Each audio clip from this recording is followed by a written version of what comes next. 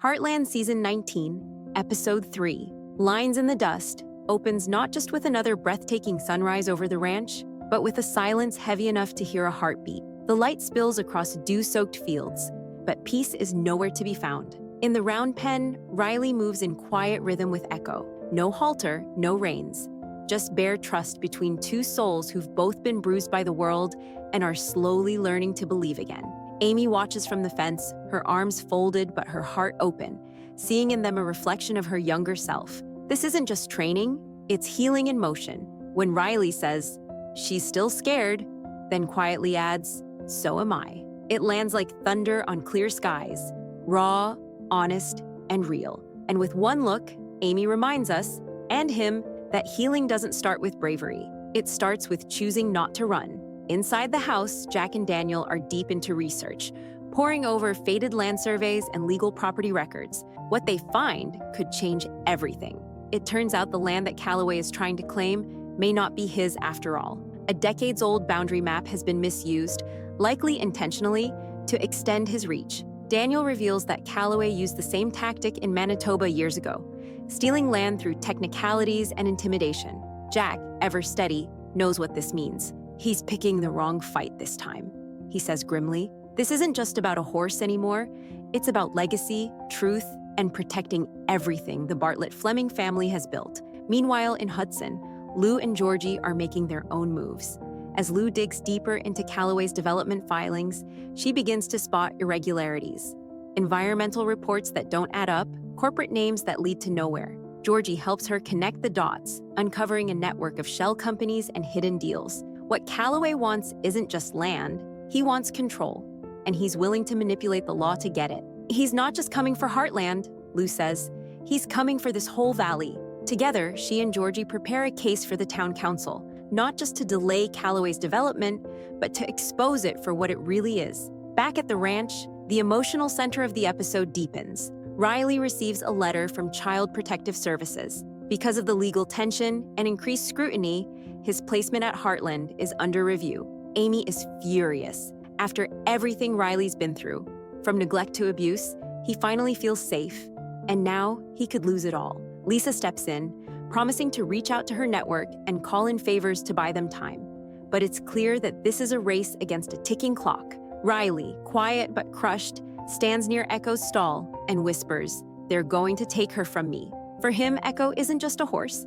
She's a lifeline, his only constant in a world that keeps moving him around. The tension explodes that night. The barn is broken in two, and though none of the horses are harmed, the message left behind chills everyone to the core. Carved crudely into the stable wall are the words, "Water runs dry." It's not just vandalism, it's psychological warfare, a warning that this battle is far from over. Jack reads the message, then looks to Daniel. "This is Calloway," he says. "He wants to scare us. It won't work." From that moment, the ranch becomes a fortress. Security cameras go up, nightly watches are arranged. But the truth remains. They're not dealing with a businessman. They're dealing with a man who's willing to destroy anything that gets in his way. The next day brings an unexpected turn and a glimmer of hope. A woman named Marianne Ellis arrives at Heartland. She's soft-spoken but serious, and Amy quickly learns why. Marianne used to work at one of Calloway's old training facilities in Manitoba. She has first-hand knowledge of how he treated horses and people. She tells Amy about a horse who was labeled untrainable, just like Echo. Calloway tried to break her spirit with cruelty. That horse didn't survive. "I couldn't save her," Marianne says through tears, "but maybe it's not too late to save this one." She gives Amy a folder full of documentation, photos, vet reports, employee statements. For the first time, there's evidence, and with it, the chance to fight back the right way. Later, out by the creek, Riley and Daniel share a rare moment of vulnerability. Daniel opens up about his past, about the fire that claimed his horse, and how his own attempt to escape Calloway's grip ended in tragedy. "I tried to save her," he tells Riley, "and I failed." Riley looks at Echo in the distance and says, with quiet strength, "I won't." It's a defining moment for both of them, a passing of the torch from one broken boy to another, and a shared vow that this time, the ending will be different. Back inside, Lou, Georgie, and Katie work to prepare a public response to Calloway's plan. Katie, ever resourceful, helps trace shell companies online and gather more documentation. Jack, watching his granddaughter work with such determination, sees the next generation stepping up in real time. "Looks like we've got a few more horse whisperers than we thought," he says with a rare smile. Lisa returns from her calls with good news. Riley's placement has been paused for now. They've bought a little time. It's not a full victory, but it's something. The episode closes with a quiet, powerful sequence. Riley stands once again in the paddock with Echo. This time, he's holding a saddle. Gently, he steps forward. At first, Echo backs away. But then, as if sensing the shift in him, she steps closer. She lowers her head. Riley places the saddle on her back without resistance. It's not just about riding.